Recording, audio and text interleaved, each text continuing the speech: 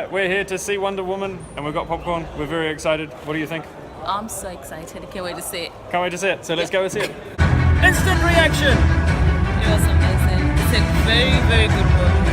Loved it. I enjoyed it. Yeah. I wish I can keep watching it. It was nice. It's very good. Yeah. It's very good. If you like superhero movies, you're going to like Wonder Woman because she is a real hero. She wants to be there. She is motivated by her own goodness to do good, and she doesn't neglect the smaller, personal pain for the sake of the greater good. That's one wonderful takeaway from one of the plot points in the film. That actually turns out to be a really big plot point.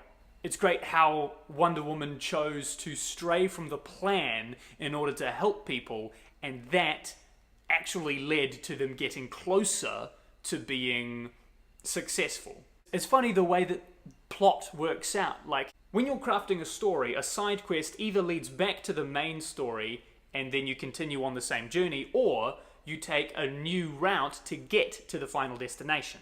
Wonder Woman did the latter option. And I think that's one of the plot structures that really points out God's sovereignty in his plan about how to accomplish the good that needs to be accomplished. So that's good. Also, the main journey for Wonder Woman emotionally is to find out, to really discover that it's not the devil that makes people sin.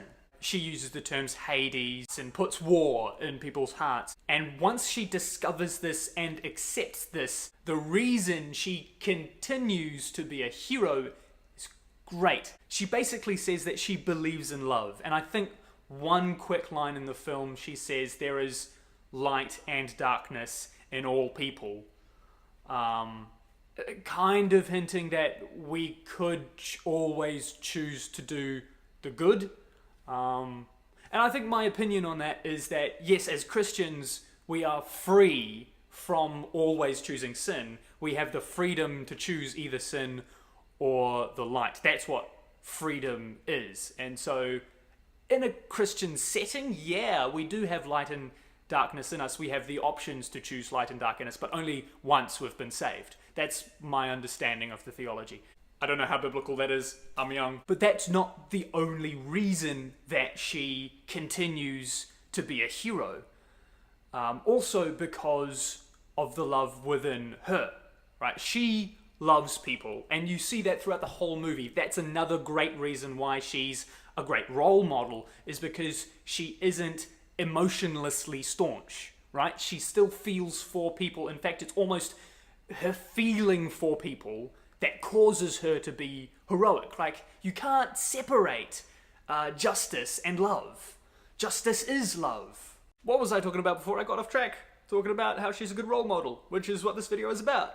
But still, need to watch this back, find out what I was talking about.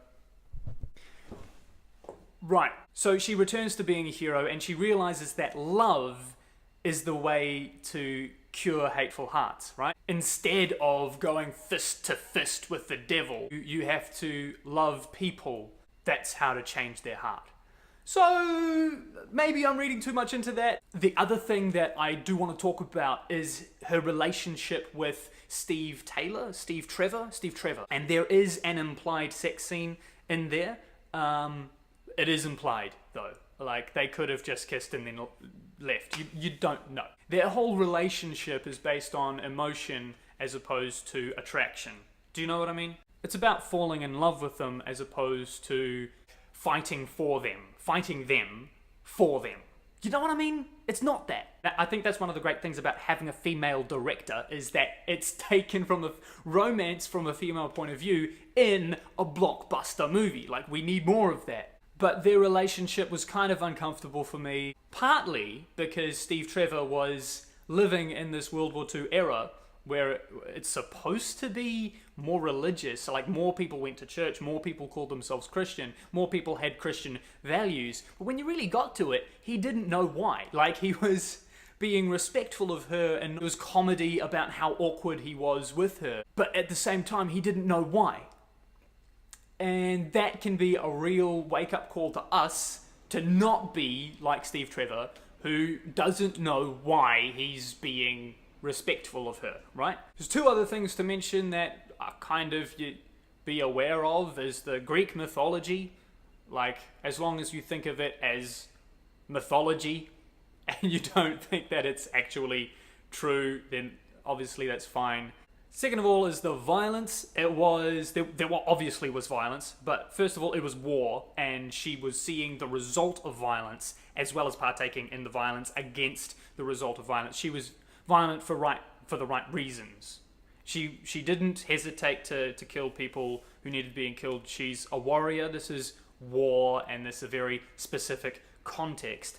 And also, I didn't feel like punching people as I walked out of the cinema, because I think it's partly because of the female director. She didn't focus on the power and the glory of violence. She focused on the emotion behind the violence, the reasons for it, the implications of it. So Wonder Woman is a fantastic role model, and she should be, and she has been ever since her inception in the comics. She's been a feminine icon, but she's also an icon for all people, whether girls or boys, grown-ups or kids.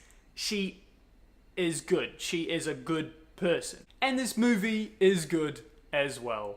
I'll leave it there. Thanks for watching. I hope you have a blessed day. You can watch another video by clicking the screen here and here. You can subscribe by clicking the bubble over this side of the screen. And I'm going to see you in the next video. Don't forget to watch movies through a Christian lens.